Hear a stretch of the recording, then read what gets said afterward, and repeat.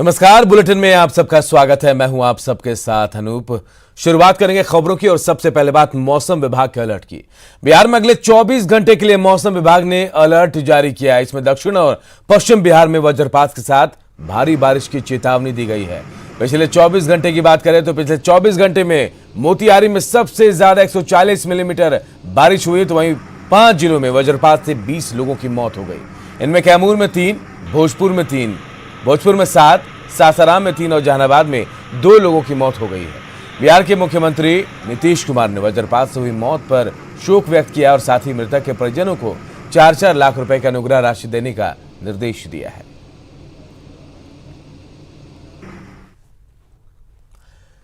इधर कुछ घंटों की बारिश में राजधानी पटना फिर पानी पानी हो गया। टीवी स्क्रीन पर हम आपको एक साथ 4 तस्वीरें दिखा रहे हैं जो पटना के अलग अलग जगहों की है जहां बारिश के बाद जलजमाव के हालात हो गए। पहली तस्वीर देखिए राजवंशी नगर की, जहां सड़क पर कई फीट तक पानी भर गया। दूसरी तस्वीर मंत्री नंदकिशोर यादव के घर की, जहां पानी भरा दिखाई दिया। तीसरी तस्वीर भी मंत्री प्रेम कुमार के घर की है, जहां बारिश के बाद पूरी तरह से पानी भरा हुआ दिखाई दिया। चौथी तस्वीर बिहार विधानसभा की, जहां थोड़ी देर की बारिश के बाद पूरे परिसर में पानी ही पानी नजर आया।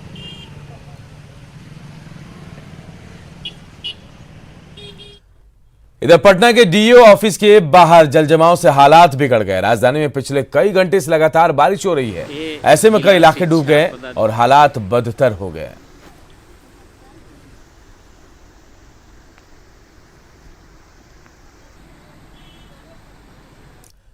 बिहार के मुख्यमंत्री नीतीश कुमार की कोरोना रिपोर्ट नेगेटिव आई है। कल ही उनका कोरोना टेस्ट कराया गया था। दरअसल बिहार विधानसभा परिषद के कार्यकारी सभापति अवधेश नारायण सिंह, उनकी पत्नी और बेटा समेत कई दूसरे सदस्य कोरोना पॉजिटिव पाए गए हैं। वो हाल ही में विधान परिषद के नए सदस्यों के शपथ ग्रहण समारोह में भी शामिल हुए थे। इसमें सीएम नीतीश कुमार और स्पीकर विजय चौधरी समेत कई लोग मौजूद थे। खबर है कि स्पीकर और उनके सुरक्षा गार्ड का सैंपल लिया गया है।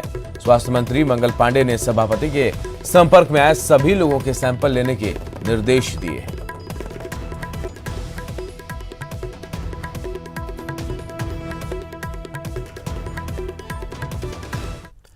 इधर आरजेडी नेता तेजस्वी यादव ने कोरोना पॉजिटिव पाए गए बिहार विधानसभा के कार्यकारी सभापति अवधेश नारायण सिंह के शीघ्र स्वस्थ होने की कामना की है। साथ ही कोरोना जांच की संख्या में तेजी लाने के लिए उन्होंने अपील की है। उन्होंने कहा कि पटना के साथ साथ कोरोना के लिए समर्पित एनएमसीएच जैसे अस्पताल भी डूब रहे हैं और सरकार चुनाव की तैयारियों में व्यस्त है। सभापति जो हैं अवधेश जी, उनको जो है कोरोना पॉजिटिव, वही नहीं बल्कि उनके सभी परिवार के लोग भी पॉजिटिव पाए गए। तो हमें चिंता है इस बात की और हम तो जल्द से जल्द उनकी रिकवरी हो, इसकी भी हम प्रार्थना करेंगे। एकमात्र डेडिकेटेड हॉस्पिटल है एनएमसीएच। अभी बारिश में पटना डूब रहा है, एनएमसीएच भी डूब रहा है। तो ये स्थिति बनी हुई है, तो इस पे सरकार को गंभीर होना पड़ेगा। बिहार विधानसभा चुनाव से पहले वार पलटवार का दौर जारी है। जेडीयू का दावा है कि आरजेडी नेताओं का भरोसा तेजस्वी पर से उठ चुका है और ऐसे में पार्टी में टूट तय है।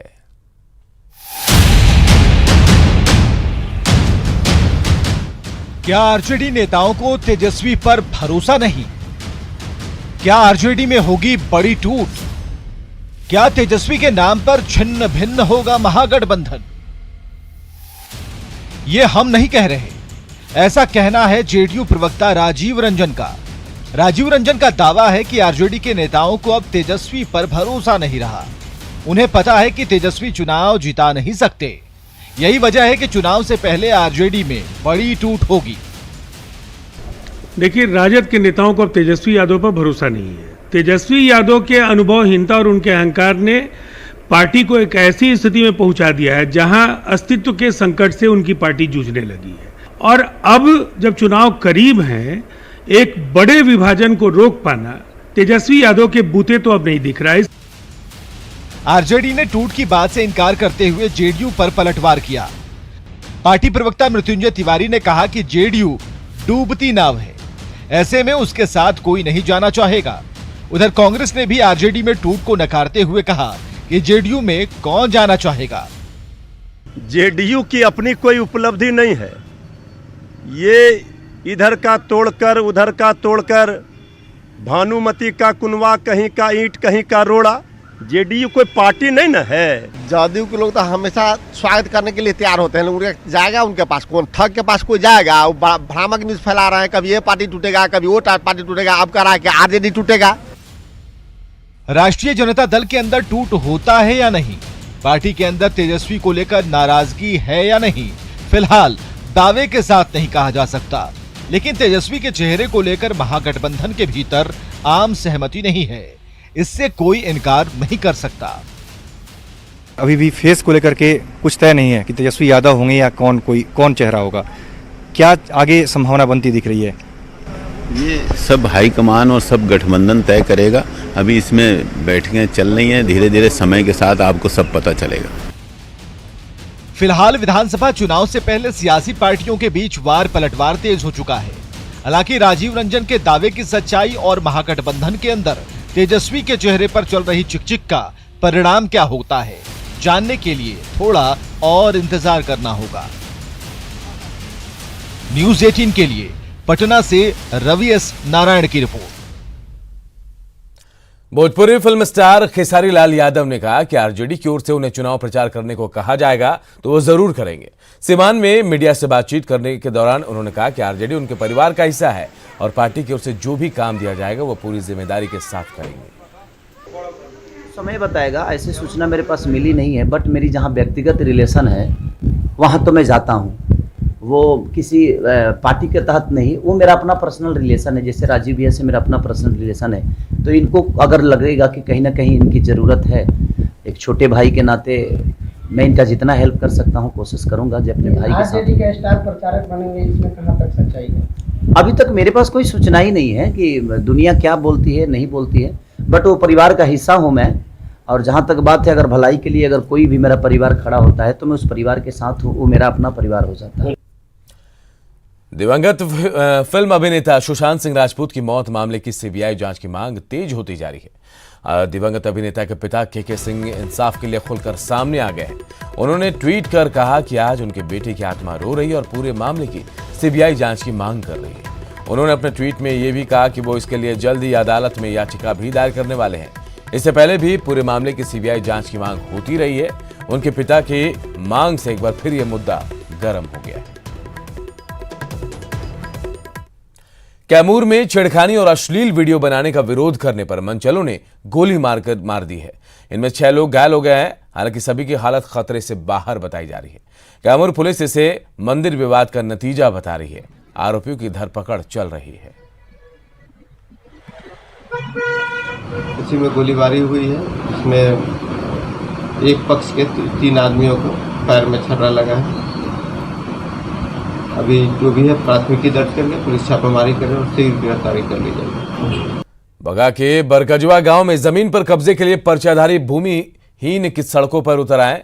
राज्य सरकार ने सालों पहले उन्हें जमीन का बासगीत पर्चा दिया था, लेकिन उनकी बजाय जमींदारों पर जमीन का कब्जा बरकरार रहा। इससे नाराज पर्चाधारियों ने घंटों सड़क जाम कर दिया। हालांकि बगा के एसडीएम ने हालात को काबू में होने का दावा किया है। स्थिति बनाए रखने का आदेश हो गया है, तो जो भूमि का प्रकार है उसमें कोई भी चेंज नहीं होगा। जहाँ पर जिसका दखल कब्जा है वो उस दखल में किसी भी तरह का कोई बदलाव नहीं आएगा। तो इसी को लेके 2 गुटों के बीच, वहाँ के जो को लेके तो 2 गुटों के बीच आपस में थोड़ा सा टकरार हो गया था। तो अभी सहमति वो लोग बन गई है, अभी स्थिति सामान्य हो गई। सीतामढ़ी में शराब माफियाओं ने शिक्षा के मंदिर को भी नहीं बख्शा। बाजपट्टी के पथराही गांव में पुलिस की नजरों से बचने के लिए शराब माफिया ने सरकारी मिडिल स्कूल में शराब का जखीरा छिपा दिया। भनक लगने पर सीतामढ़ी पुलिस ने छापा मारा तो वहां से 100 कार्टन से ज्यादा अवैध शराब जब्त की गई। इस मामले में गिरफ्तार 5 अपराधियों की निशानदेही पर कई और ठिकानों पर छापा मारा गया, जिसमें शराब की 12,000 से ज्यादा बोतलें बरामद की गई है। सीतामढ़ी में बागमती तटबंध के लिए खतरा बने पुराने रेलवे पुल को मजिस्ट्रेट की निगरानी में ध्वस्त कर दिया गया।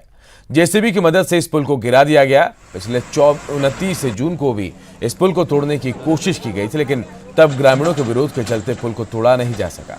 इसी बीच रेलवे ने प्रशासन की मदद से पुल तोड़ने की पहल की। हालांकि स्थानीय ग्रामीणों का कहना है कि इस पुल के टूटने से बागमती नदी से गुजरने और बैरगनिया जाने के लिए अब उनके सामने कोई और रास्ता नहीं बचा है। कठिनाई हम लोग के आना जाना बंद हो गया, रास्ता बरगनिया के आने जाने के कोई विकल्प नहीं है। अब हम लोग का यही मांग है कि सरकार किसी तरह हम इनके आने जाने के रास्ते। मैंने ये पुल टूटा है, हम लोग को आने जाने का कोई सुविधा न है। गाड़ी घोड़ा खेती बाड़ी सब हमारा चौपट हो चुका है। कोरोना के खौफ के बीच आइसोलेशन वार्ड से ठीक होकर घर जाने की खुशी क्या होती है, आपको एक वीडियो को दिखाकर समझाते हैं। इस वीडियो में जो शख्स डांस कर रहा है वो है पालीगंज के Awadhesh Chaudhary. Corona positive report आने के बाद उन्हें 29 जून को बेटा के अपोलो अस्पताल के आइसोलेशन वार्ड में भर्ती करा गया था। उनके साथ पालीगंज में बारात में संक्रमित 100 से ज्यादा और लोग एडमिट थे। इनमें से 32 लोग ठीक होकर घर लौट गए। स्वस्थ होने पर कुछ और लोगों को भी घर भेजा जाएगा और इसी खुशी में उन्होंने यहां जमकर डांस किया।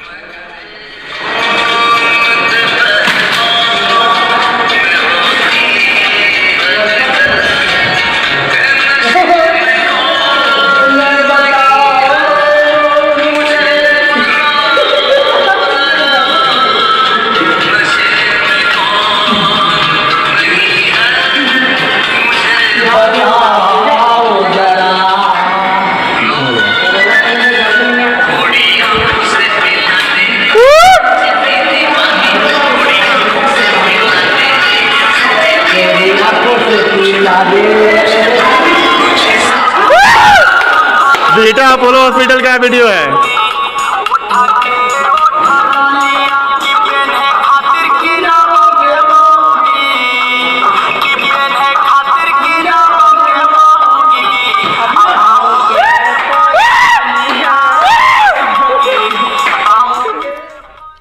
और आज चंद्र ग्रहण है। यह ऑस्ट्रेलिया, यूरोप, अमेरिका जैसे देशों में तो दिखेगा, लेकिन हमारे देश में इसका कोई असर नहीं होगा। इसलिए इसका सूतक काल मान्य नहीं होगा और इसमें किसी भी तरह का शुभ कार्य संपन्न किया जा सकता है।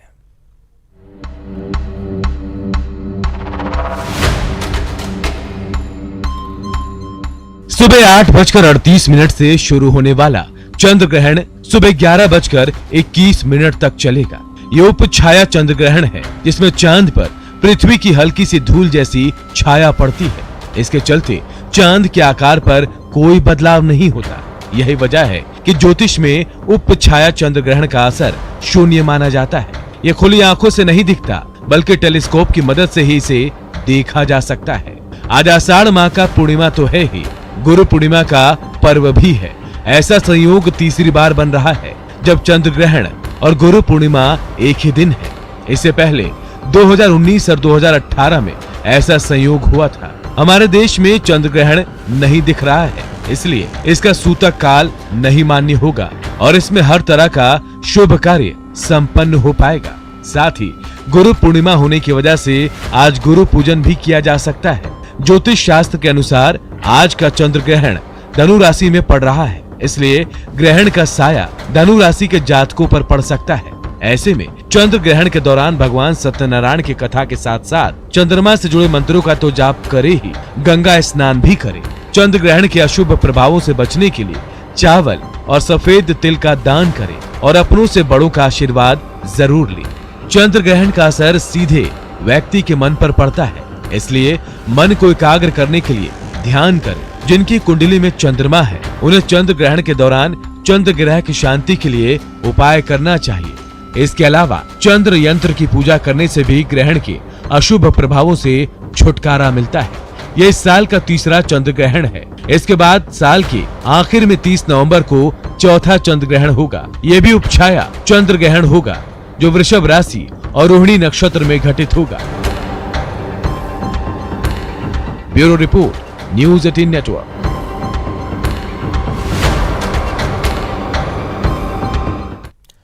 शिव जी के प्रिय माह सावन की शुरुआत हो रही है और ऐसे में पटना के पंडित तृप्ति त्रिपाठी बता रहे हैं कि राशि के अनुसार भक्तगण कैसे करे भोलेनाथ की पूजा अर्चना।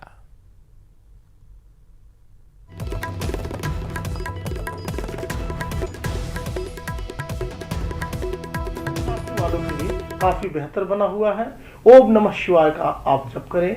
वृषभ राशि वालों के लिए इस महीने अनुकूलता वाला बना हुआ है।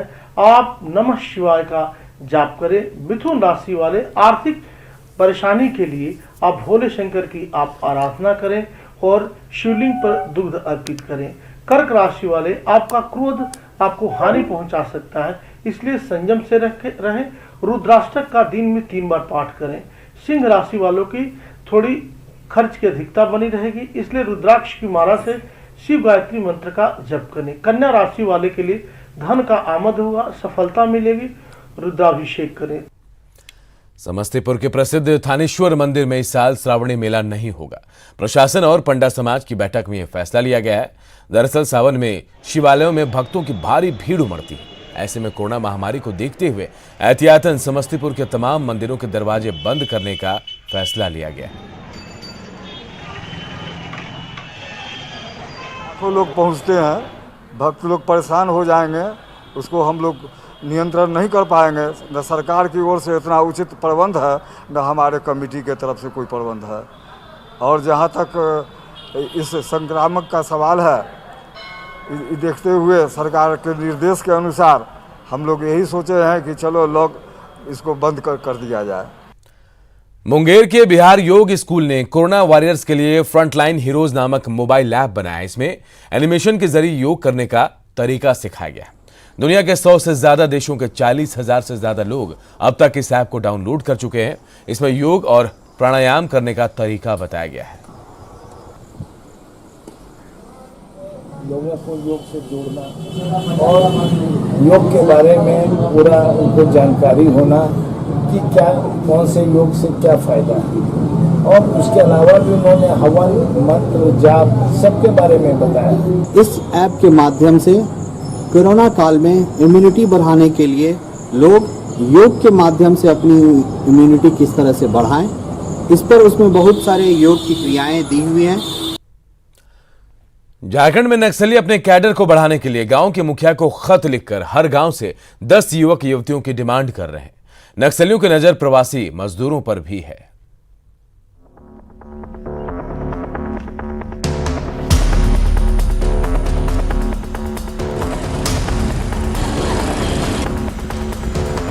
झारखंड में अपनी आखिरी सांसें गिन रहे नक्सली अब जबरन लोगों को संगठन में शामिल कराना चाह रहे हैं। चाईबासा में एक गांव के मुखिया को खत लिखकर नक्सलियों ने हर गांव से 10 युवक युवतियों की मांग की है। इस मामले के सामने आने के बाद अब पुलिस मुख्यालय भी गंभीर हो गया है। कुछ जगह हो रहा है, अभी उसका भी हम लोग निदान कर रहा है। देखिए, कोई नेगेटिव काम करने के लिए बहुत ताकत की जरूरत नहीं है। नेगेटिव काम रोकने के लिए हम लोग काफी व्यवस्था किया है, वो आप लोग देखेंगे। नक्सलियों की नजर बाहर से आए प्रवासी मजदूरों पर भी है। नक्सली उन्हें भी बहला फुसलाकर संगठन में शामिल कराना चाहते हैं, लेकिन लेवी के पीछे के इस खेल को राज्य की जनता भी अब अच्छे से समझ चुकी है। माओवादियों का चरित्र भी दोहरा नहीं तेहरा है। उनके कई उनके पाखंड बिल्कुल बहुत ज़्यादा झारखंड में बहुत अच्छे से स्पष्ट हो चुका है कि उनका दृष्टिकोण क्या है। जनता भी बेहतर ढंग से जान गई है कि माओवादियों का यहाँ पर काम करने का तरीका क्या है, यहाँ पर किस तरीके से वो लोगों को बरगलाते हैं, किस तरीके से वो जनता का अहित करते हैं। अन्याय के खिलाफ आवाज उठाने का दावा करने वाले नक्सली अब सिर्फ लेवी वसूलने का काम कर रहे हैं। यही वजह है कि वो अपने इलाके में होने वाले विकास कार्यों में बाधक भी बन रहे हैं। रांची से न्यूज़ 18 के लिए ओम प्रकाश की रिपोर्ट।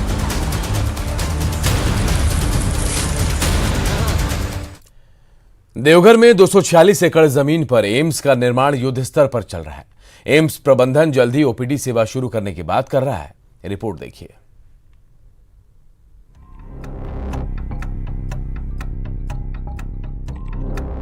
देवघर एम्स को ईस्टर्न इंडिया का आधुनिक सुविधाओं से लैस सुपर स्पेशलिटी हॉस्पिटल बनाने की तैयारी की जा रही है। झारखंड में उच्च स्तरीय चिकित्सा सुविधाओं की जरूरत को देखते हुए 2018 में प्रधानमंत्री नरेंद्र मोदी ने इसका शिलान्यास किया था। अब जल्द ही झारखंड के लोगों का ये सपना पूरा होने जा रहा है। कोरोना काल की बंदिशों के बावजूद देवघर एम्स का निर्माण तेजी से हो रहा है और ऐसी उम्मीद जताई जा रही है कि जल्द ही यहाँ ओपीडी सेवाएं शुरू हो जाएंगी। भारत सरकार का तो सहयोग है ही है, क्योंकि उनका प्रोजेक्ट है। राज्य सरकार और यहाँ का जो जिला स्तरीय जो प्रशासन है उसका भी बहुत सहयोग है। तो हम उम्मीद करते हैं कि हम लोग इसको जल्दी से कार्यान्वित करके सेवाएं अति शीघ्र शुरू करने की कोशिश करेंगे। और फर्स्ट फेज में शासकीय भवन, 760 बेड का अस्पताल, नर्सिंग कॉलेज, इमरजेंसी वार्ड और 76 बेड के आईसीयू का निर्माण किया जा रहा है। देवघर एम्स में एमबीबीएस के साथ नर्सिंग की पढ़ाई की व्यवस्था होगी। भारत सरकार की बहुत बड़ी परियोजना है। इसमें 760 बेड का अस्पताल बनना है। एमबीबीएस के बच्चों का और बीएससी नर्सिंग के बच्चों की पढ़ाई का यहाँ पे प्रावधान होना है। स्वास्थ्य मंत्रालय की देखरेख में सुपर स्पेशलिटी हॉस्पिटल का निर्माण कराया जा रहा है। हॉस्पिटल और एकेडमिक बिल्डिंग के अलावा 22 तल्ले का ऑफिसर्स क्वार्टर का भी निर्माण हो रहा है। साथ ही 16 तल्ले का हॉस्टल भी बनाया जा रहा है। 22 तल्ले का ये भवन झारखंड का सबसे ऊंचा भवन होगा। और झारखंड में 22 तल्ले की बिल्डिंग शायद ये पहली बिल्डिंग होगी। देवघर एम्स के निर्माण से झारखंड ही नहीं, बिहार, पश्चिम बंगाल, ओडिशा और कई पूर्वोत्तर राज्यों के लोगों को सुपर स्पेशलिटी हॉस्पिटल की सुविधा मिलेगी। वहीं मेडिकल, पैरामेडिकल की पढ़ाई और शोध के लिए ये संस्थान वरदान साबित होगी। न्यूज 18 के लिए देवघर से ऋतुराज सिन्हा की रिपोर्ट। और इस बुलेटिन में फिलहाल इतना ही, लेकिन खबरें लगातार जारी है। देखते रहिए न्यूज 18 बिहार झारखंड।